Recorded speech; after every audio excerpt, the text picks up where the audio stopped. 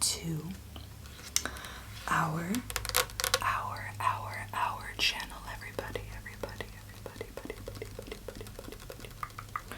If you, yes, you, hey, are new here, I would like to welcome you to our family.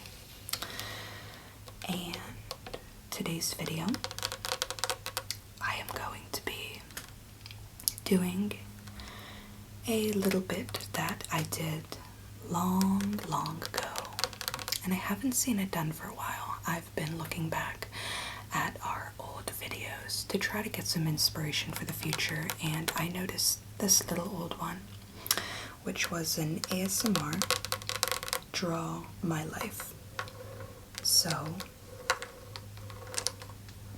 I decided maybe it's time for a little update on the Draw My Life. I'm including a little trigger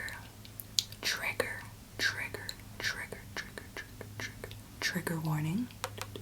Some things will be a little bit, overwhelming, but ultimately it's a really good story of the person that I am now compared to the person I used to be, and how much YouTube has changed and influenced my life.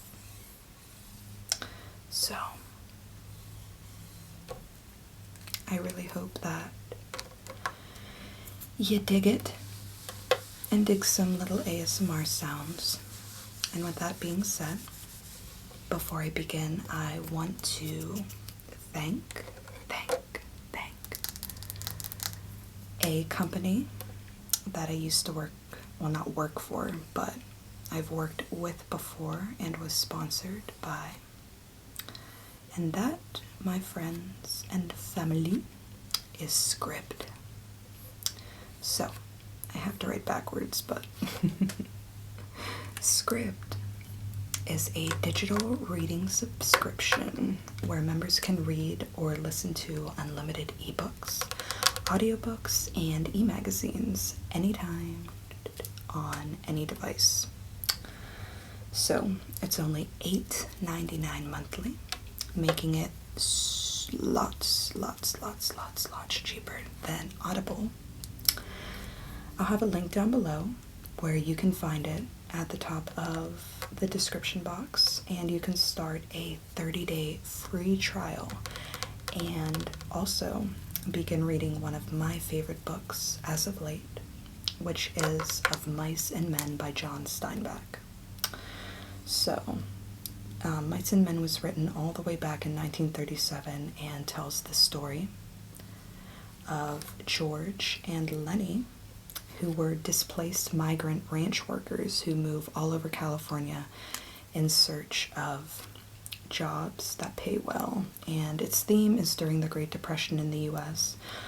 All they want to do is be able to settle down on their own piece of land, George not being told what to do all the time, and Lenny, who just wants to pet the rabbits, which is a little story that George would tell Lenny to comfort him, and so on and so forth. Now, it's a super short story, but I'm telling you, the story is extremely powerful. I've learned a lot about myself, and I've learned, how to treat others, and it's just, there's so much about it. I've actually mentioned it a few times before in our older videos. So all you have to do to start reading right now is click the link at the top of the description box below, and you can start reading Of Mice and Men right away and get a 30-day free trial from Scribd. So thank you so very much, Scribd, for sponsoring today's video.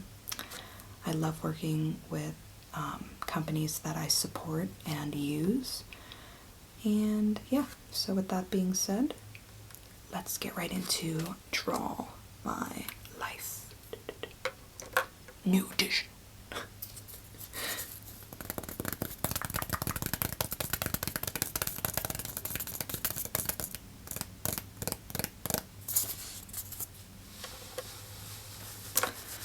So, I have to draw upside down, which really isn't a problem.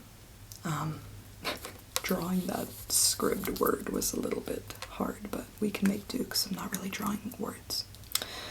So, my name, I'm not drawing words, and here I am about to draw another word, is Ka. Wait. Oh, shoot. I drew it backwards. Karuna.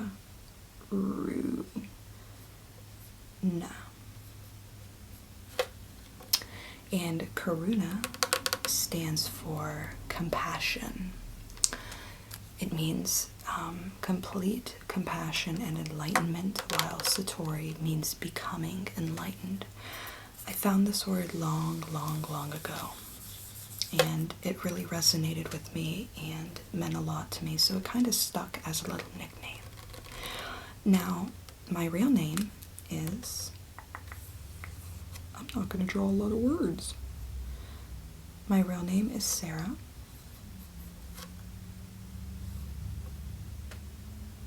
And I grew up in a town called Johnstown, Pennsylvania. I have a brother who I choose not to talk to. My mother is still alive and I talk to her often, while my father is passed away. So, here's me. Here's my dad, my brother, and my mother. So, my dad always grew up working. He was a counselor. I'm just gonna draw like some kind of smelly green stuff for being a drug and alcohol counselor. And my brother never really worked, so I choose not to talk. And my mom, she is retired and she lives with herself and her dog Willie. You often, if you are a family member for a long time, can hear Willie downstairs. She's a super old lab and she's a real good dog. I call her Willie Bean, Pupper Dog Pup. So, we grew up in Johnstown, Pennsylvania. I had a pretty good childhood. When I was super little, my family was very poor, so my mom and dad had to work to make ends meet for us as kids. This is us as babies. My brother was 7 years older, so I guess he can be a stick figure instead of an actual ant-looking figure. My parents often fought about money and led to a lot of problems in the family. So as we grew up, eventually they got super good jobs each. My dad, again, was a counselor all his life, and my mom ended up being a dentist. So my dad drawing the weed again. Weed isn't even true. You get it. I can't just draw pills on here. So my mom, she was a dentist, so here's an attempt at a tooth. Eventually, things got so bad between my mother and father that they divorced, leaving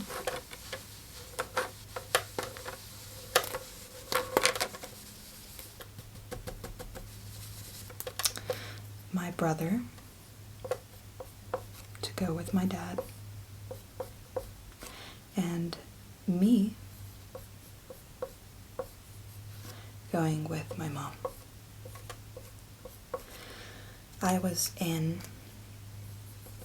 I believe, 6th grade or 5th grade at the time before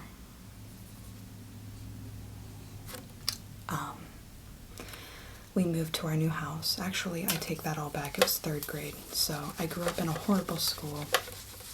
I was always the loner. Everybody in my school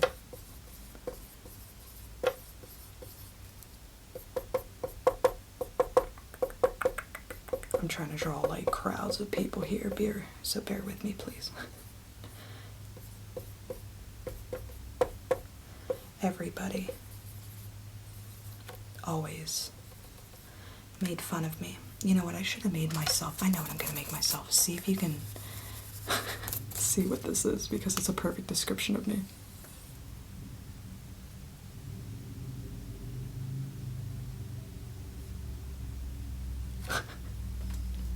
I am the Zoloft egg, but anyway. No, the blue. Let me grab that. Okay, so everybody always made fun of me, making me the odd one out all the time. I could never make friends. To this day, I still can't make friends. I often wonder if it's something to do with my face, something to do with my personality. I always thought I had a really big heart, but I always felt different, like something was wrong. So eventually, when my parents divorced, you know, my mother couldn't keep the house, and so it was around 8th grade when my dad and mom divorced. So oh my goodness, I'm not saying it really had an effect on me, but it was at that point I stopped worrying about how I was doing in school. So I failed 8th grade. So I had to start making all new friends. I often worried about what others thought of me during school all the time, rather than thinking about studies. So, this is where kind of the trigger warning gets in here. When I was little,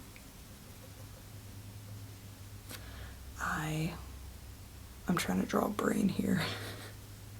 What the hell is this? But when I was little, I was severely molested, very, very bad. So when I went to school after, you know, having that happen to me at such a young age, I never worried about learning. I worried about trying to please other people. It's a very psychological thing. If you watch my abuse story, which I can tag down below if you're interested, but we're not trying to make this a sad story. I promise this leads somewhere good. I always worried about other people rather than my studies, which that's supposed to be a brain. It looks like I don't even want to go there. So I met one friend.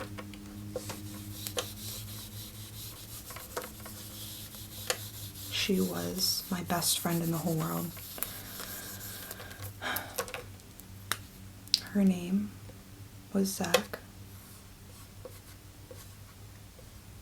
She was always the nicest person.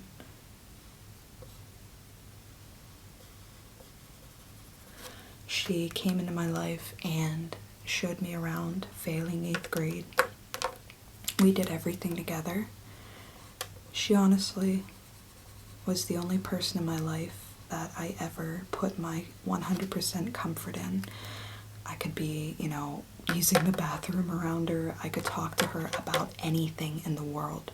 She was with me during everything in my teenage years. But again, being molested, my parents divorcing, all that good stuff, I stopped thinking about school and only thought about, at this point in my life when I was 14, guys. Typical things, but only times 100. So it was pretty bad. Eventually things got so bad that I met a guy. This is a lot deeper than this. And his name was Joey. He was shorter than me, so he gets to be shorter stick figure.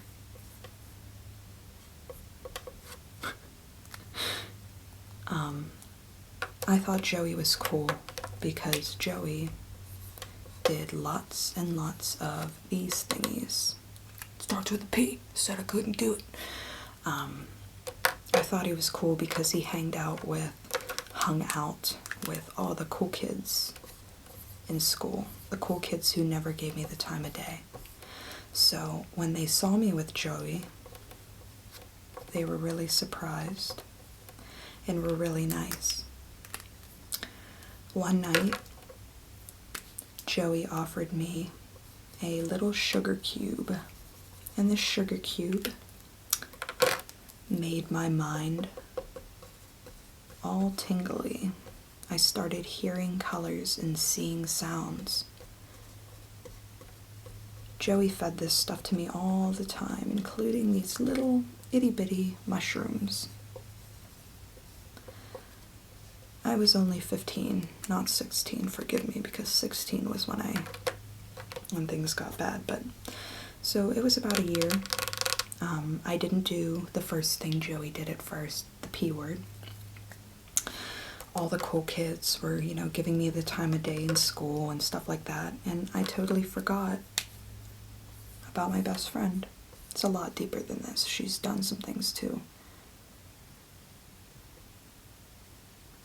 So, Zach didn't want anything to do with me anymore, so she put a wall up, and it was just me and Joey.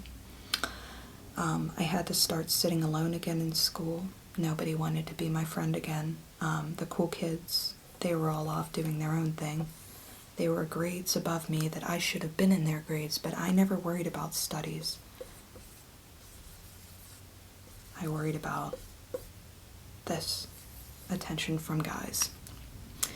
I actually first started my sexual encounters with girls, but that's a whole different story. So, I'm gonna move these real quick so I can erase the board. Long story short, Zach didn't want to be my friend anymore. I got involved in a lot of drugs. I dropped out of high school.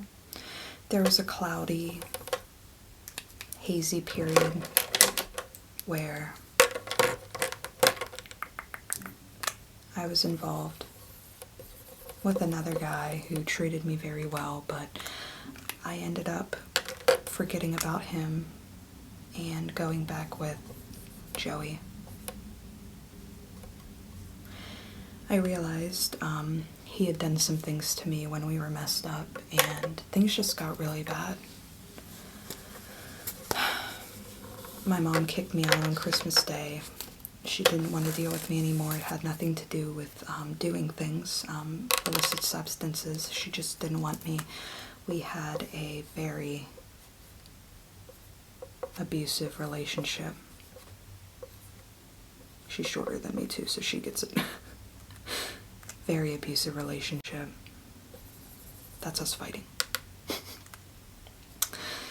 She kicked me out on Christmas Day. I moved in with my dad. My dad was my rock. He was my lifesaver. My dad was there with me for everything.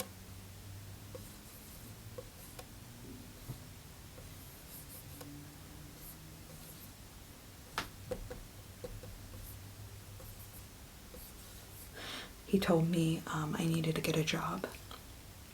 So I got my job at my first job. Well, not my first job, but it was Domino's. I did that backwards, I think. Oh, shit. It was this S. So, at Domino's, I met this guy named Kevin. You might have heard me talk about Kevin a lot on our channel. He's not shorter than me, but he's all the way over here, so. Kevin did a ton, not today, no, he did a ton of those things. And then one day, Kevin offered them to me. And from then on out, it started a horrible, horrible, horrible addiction. Now my dad is over here, and he works recovery, helping so many people get clean. But his daughter, he'd come home and he'd never have time to rest, and all he would do is worry about his daughter, who was just with Kevin and lots of bad people doing these things right here. My addiction got so bad that eventually a lot of things happened. And finally, after going in and out of rehab facilities, I got on a substance known as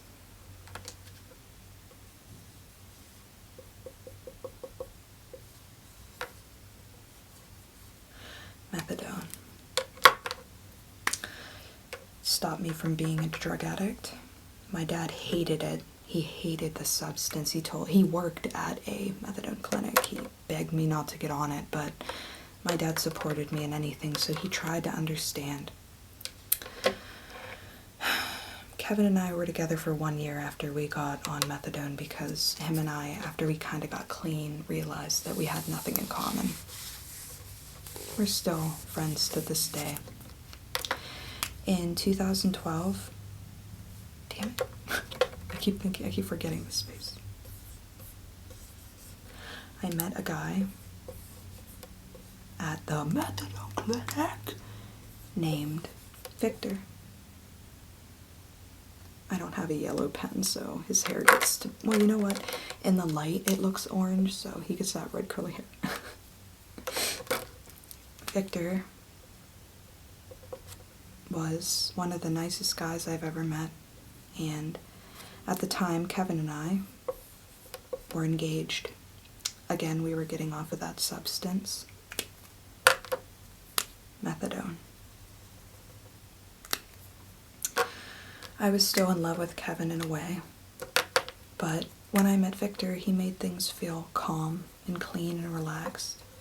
There was no side cheating, there was nothing, but I treated Victor very poorly because I was conflicted between the two of these people, Kevin and Victor. And just letting you guys know, I'm allowed to talk about all these people as I've done videos about them all before, so including Victor, who has his own channel. But so eventually a situation led to where Kevin was no longer part of the picture, and I realized after talking to my dad, who was so happy that I was happy with Victor, he loved Victor, that I should stay with him and get rid of Kevin. And that was just best for the both of us. It has nothing to do with Kevin or, well, it does, but nothing bad towards him. So Victor and I were not together for about 6 months when I woke up one night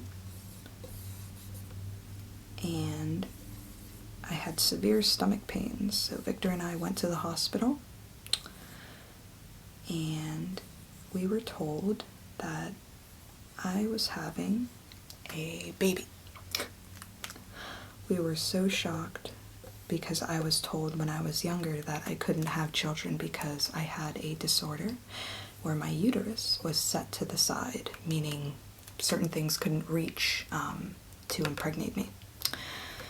So 9 months go by and I had my son named Odin. This is supposed to be a baby, by the way. This baby is mad because he was a colicky baby. Forgive the church bells, they'll go away in a minute. But anyway, so Victor and I were like, what the hell do we do here with a new kid? We were tired all the time, and it was just really hard raising Odin, but it was beyond worth it. I spelled Obin, but it's Odin. After about 6 months, I woke up and I was throwing up all over the place. Vic woke up, he had Odin, and he's like, what's wrong? I said, I just don't feel good. That's Odin sleeping. Little Z's. Here's tired Victor. Here's me throwing up. Blech. I should get green for this, but I didn't say anything. Victor went to work the next day, so little Odin and I drove to our local grocery store one morning. There's me in the car. I'm in me mom's car. Vroom, vroom. Get out me car. And I grabbed a pregnancy test. And it turns out I was pregnant. So this is the part where it gets a little bit more worse. So I'm just going to skip a few things. I wanted to talk about my son Odin and why these two kids are literally kids that weren't supposed to be in my life, or were meant to be in my life but almost weren't. So Odin here, when I was pregnant, one day I went in the hospital about 2 months in with severe stomach pains. They had told me that I miscarried Odin, and my mom, they set me an appointment up to go in and have a D and C, which is where they scrape him out. I know that's a little vulgar. And Satori, things were so bad, I had postpartum depression when I got pregnant with her, that I was going to give her up for adoption to my husband's sister. And something inside me told me to not go to this D&C appointment, and I didn't. Turns out Odin was just fine. With Satori, I chose not to give her up for adoption when I found out her gender, because it really put in perspective that she's a living child, and she's my child, and it doesn't matter what I was going through. I got pregnant. It's my job to take care of her, and I didn't give her up for adoption. So they are precious kids who mean so much to me. They are everything. They are my life. But things got really bad, very, very, very bad when I had Satori. My dad never got to meet Satori because he died of a heart attack when he was 55 in 2014. Wait, that's upside down. So I was forced into early labor, and I gave birth to Satori. She was a beautiful baby. So there's Odin and Satori. There's me crying. Satori was such a good baby, man. Like, she was so good. But I was already going through postpartum with Odin, and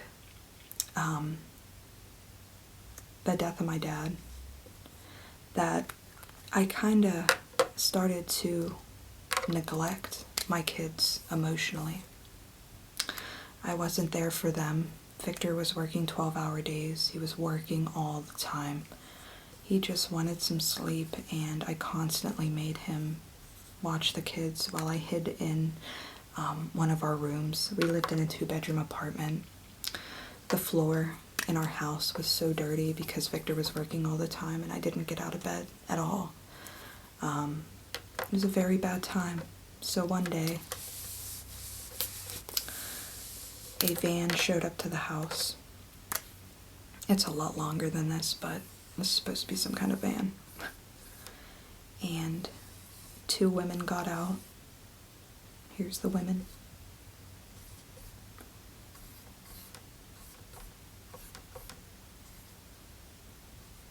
And they took Odin and Satori from me. I lost my kids for 2 years.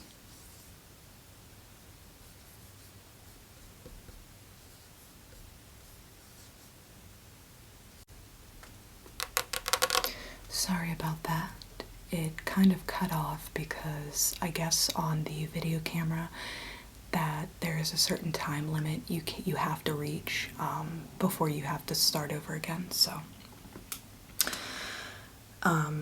I'm not sure what time it cut off, so I'm just gonna, it stopped around here, so things got really bad. I had postpartum depression really bad, and one day a van showed up and took Odin and Satori away from me.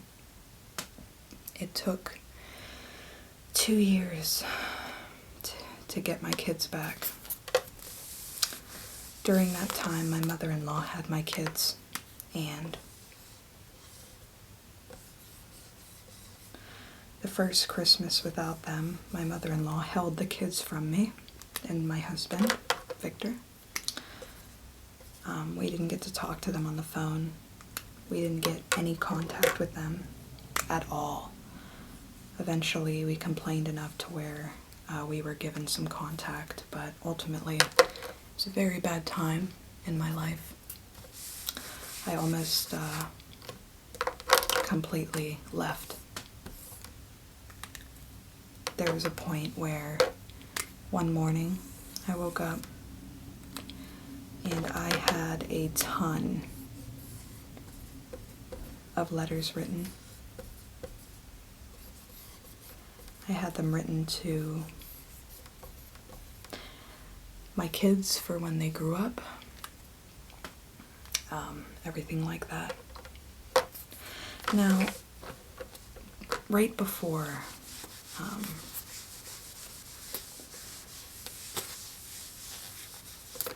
my kids were gone,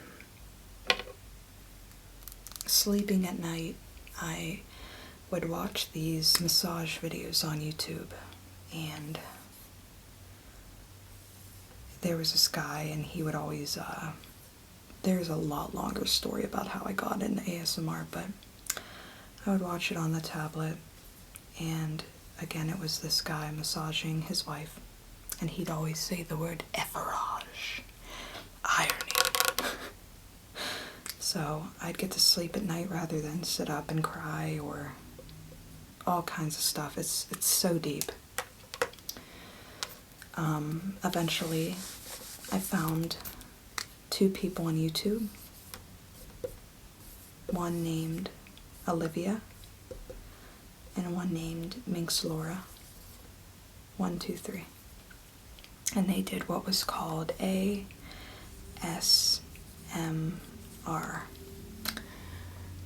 And I had nothing to do. I was depressed. I was in the worst point of my life, man. And I had a camera, a digital camera I got for Christmas a while back, and I was like, I wonder what my voice sounds like. I couldn't believe that ASMR was a real thing, where I would watch these people, that's me, or certain situations, and get these tingles. I got these tingles, and I was like, whenever I was little, and I could never put a name to it, and nobody experienced it but me. Nobody experienced it but me. So one day I picked up the camera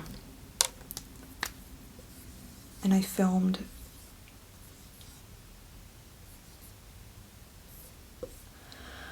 my makeup, and I was like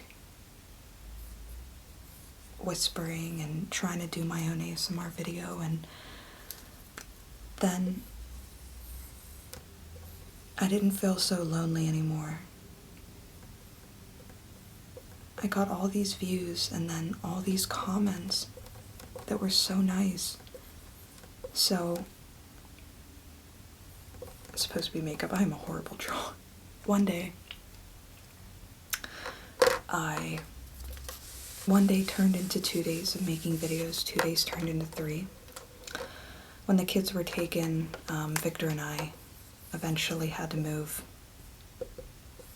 We had nowhere to go. We had no job. We didn't care about ourselves. And frankly, when you don't care about yourself, you don't care about anyone else. We thought after like a year that we were getting the kids back on the second Christmas, and we didn't. We went 2 Christmases without them.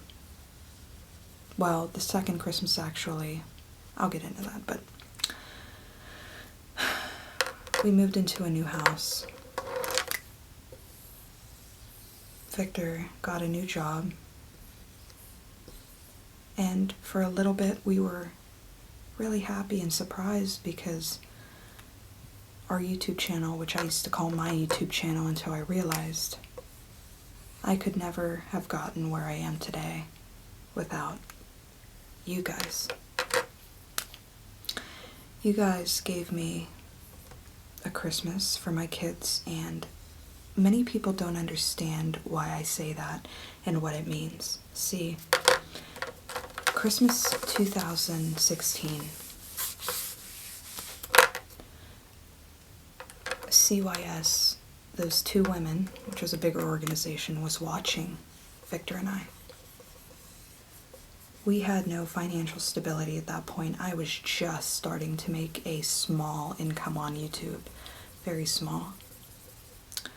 And we got our kids back in January of that year. Now, Christmas 2016, I wanted to show CYS that we had support systems. And one of my biggest supports was you guys. I'm trying to draw a star. I don't know why I can't. So I said, hey, YouTube, could you help me with my kids? I don't have them right now because I was a horrible person. I said, would it be possible to maybe help with some gifts so my kids have something to open on Christmas morning, because it was going to be our first unsupervised visit where they could be there by themselves. I'd worked for 2 years. I took psychological evaluations. Okay, so the memory card was full, so I looked at it, and it looks like I cut off at the part where I said, I've seen many psychiatrists in 2 years. I was required to take lie detector tests. I was required to see a marriage counselor, a family counselor, and I think I said psychiatrist already, just regular counselors. That Christmas, CYS walked in just in the morning, and they seen all these gifts there, and they said, where did you get all these gifts? How did you afford them? And I said, my YouTube family helped, and that's pretty much where I started to realize that I didn't do this alone. I didn't create these YouTube videos with myself in mind. I created them to see how others would react and if anybody else could get those tingles. That was the best Christmas, well, that we'd had in our whole lives. Victor and I both came from broken families. In January of 2017, Judge Fike of Somerset County, Pennsylvania, returned our kids into our care again. They seen how much we'd changed. This is supposed to be the judge sitting behind a thing, returning our kids.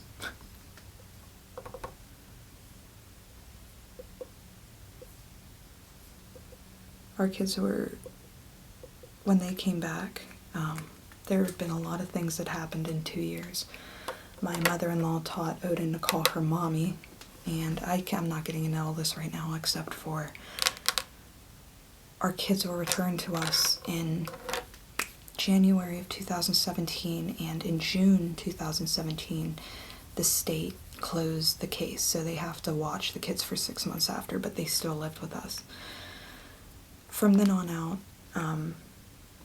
I kept making YouTube videos every single day because I would wake up and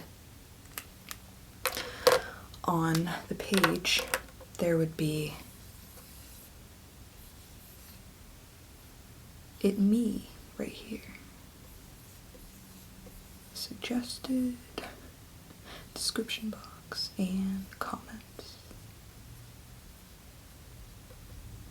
there would be thousands and thousands, because I had a lot of videos at that time, but there would be thousands of video comments to go through, not from one day, but every single day I would see a new comment that was positive and supporting this family that I once lost.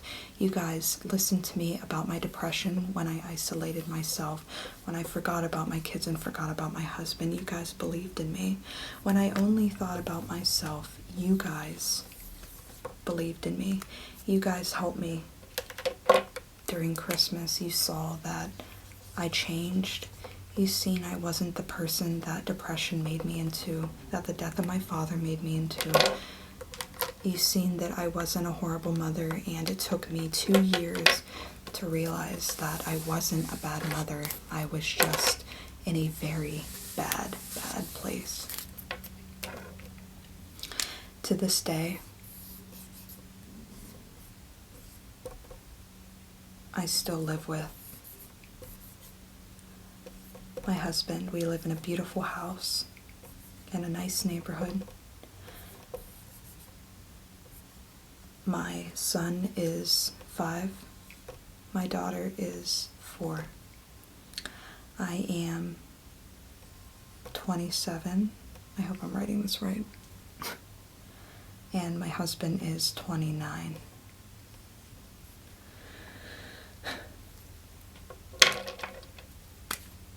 My kid doesn't have a face. Okay, I should probably...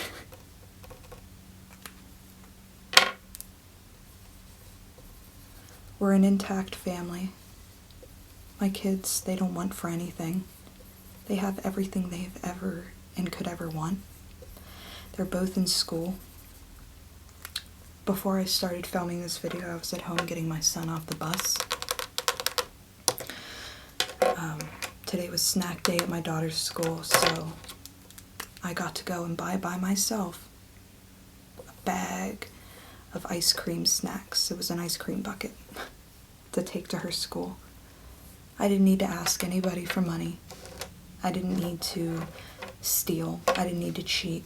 I didn't need to do anything to get this ice cream for my daughter. I bought it with my own money. My son and my daughter both have all the toys. We have a full fridge that's not, mooching off the government for food stamps. We have a full fridge that I bought my own groceries with. Our whole house is paid, and not by Section 8. There's nothing wrong with these things, but these are things that I was always a part of. Our kids aren't being supervised by 2 people or my mother-in-law. My kids are with me. And I want you guys to know that I would never have realized my self-worth. I could have never given my kids that Christmas in 2016. I could have never stuck with myself the day that I wanted to X out everything. I went here. I went to see you. You have changed my life so much. You have given me a life I never thought I deserved. I never thought I could have. You helped me get my kids back. Like I said, you helped me realize my self-worth, that I'm worth something, that I can participate in this world, and that I am part of something, and I'm not a loser, I'm not alone, I'm not nobody. You gave me a voice that, even though I'm whispering half the time, you literally listened to me, and you helped me. And I thank you for that, YouTube. You guys are my family. You guys were the family I didn't have all my life, besides my dad and my mom, I guess. My mom and I have a good relationship now. Thank you for believing in me. And that is my 2018 Draw My Life. I love you guys with all of my person. That's not just a phrase. It's more than you'll ever know. And I'll see you tomorrow, family.